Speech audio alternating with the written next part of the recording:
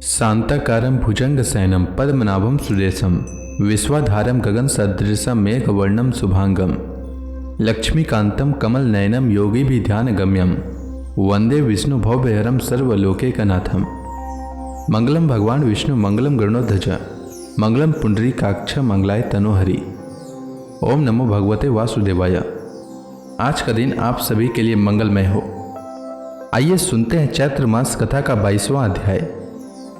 श्री सुखदेव जी आगे कहते हैं, राजन, परिमाण और लक्षणों के सहित इस भूमंडल का कुल इतना ही विस्तार है, सो हमने तुम्हें बता दिया। इसी के अनुसार विद्वान लोग द्युलोक का भी परिमाण बताते हैं।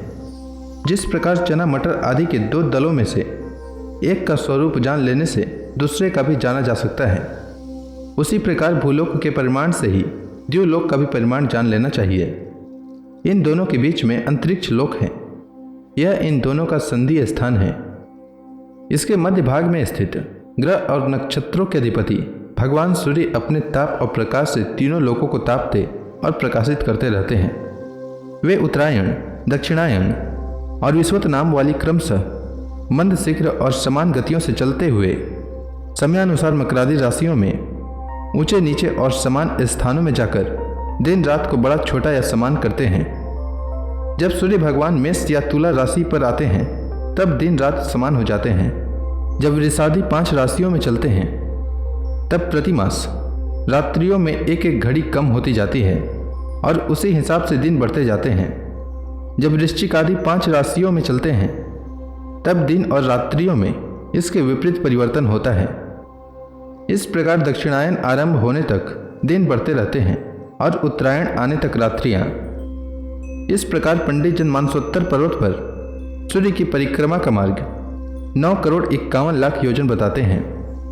उस पर्वत पर मेरु के पूर्व की ओर इंद्र की देवधानी, दक्षिण में यमराज की समयमनी, पश्चिम में वरुण की निम्लोचनी और उत्तर में चंद्रमा की विभावरी नाम की पुरियां हैं। इन पुरियों में मेरु के चारों ओर समय समय पर सूर्योदय, मध्याह्न, सायंकाल और अर्धरात्रि होते रहते हैं।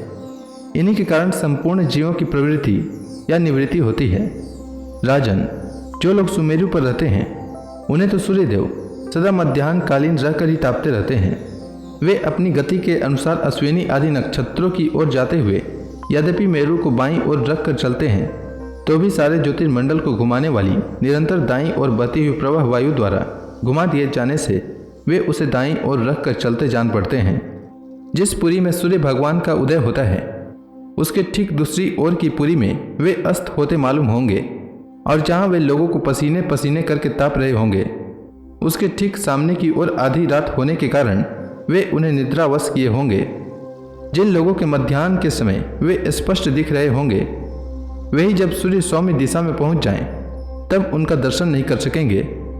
सूर्यदेव जब इंद्र की पुरी से यमराज की पुरी को चलते हैं तब 15 घड़ी में वे 2.25 करोड़ और 12.5 लाख योजन से कुछ 25,000 योजन अधिक चलते हैं। फिर इसी क्रम से वे वरुण और चंद्रमा की पुरियों को पार करके पुनः इंद्र की पुरी में पहुंचते हैं। इस प्रकार चंद्रमा आदि अन्य ग्रह भी ज्योतिष चक्र में अन्य नक्षत्रों के साथ साथ उदित और अस्त होते रहते हैं।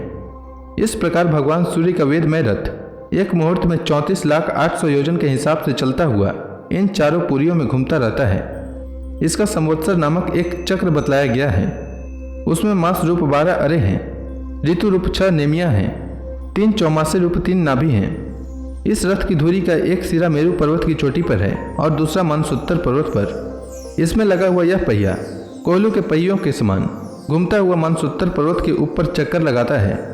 इस धुरी में जिसका मूल भाग जुड़ा हुआ है ऐसी एक धुरी और है, वह लंबाई में इससे चौथाई है। उसका ऊपरी भाग तैलयंत्र के धुरे के समान ध्रुव लोक से लगा हुआ है। इस रथ में बैठने का स्थान 36 लाख योजन लंबा और 9 लाख योजन चौड़ा है। इसका जुआ भी 36 लाख योजन ही लंबा है।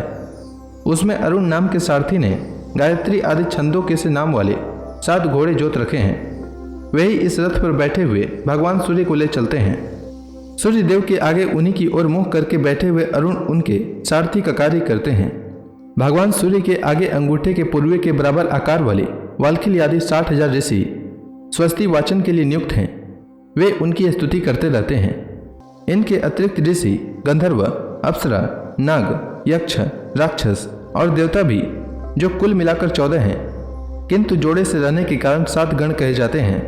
प्रत्येक मास में भिन्न भिन्न नामों वाले होकर अपने भिन्न भिन्न कर्मों से प्रत्येक मास में भिन्न भिन्न नाम धारण करने वाले आत्मस्वरूप भगवान सूर्य की 2-2 मिलाकर उपासना करते हैं। इस प्रकार भगवान सूर्य भूमंडल के 9 करोड़ 51 लाख योजन लंबे घेरे में से प्रत्येक क्षण में 2002 योजन की दूरी पार कर लेते हैं। तो इसी के साथ यह अध्याय समाप्त हुआ। इसके आगे राजा परीक्षित को श्री सुखदेव जी ने क्या कहा वह मैं कल के अध्याय में सुनाऊंगा। तब तक के लिए भगवान हरि का नाम लेते रहें। तो प्रेम से बोलिए भगवान विष्णु की जय, श्री कृष्ण भगवान की जय, समस्त देवी देवताओं की जय।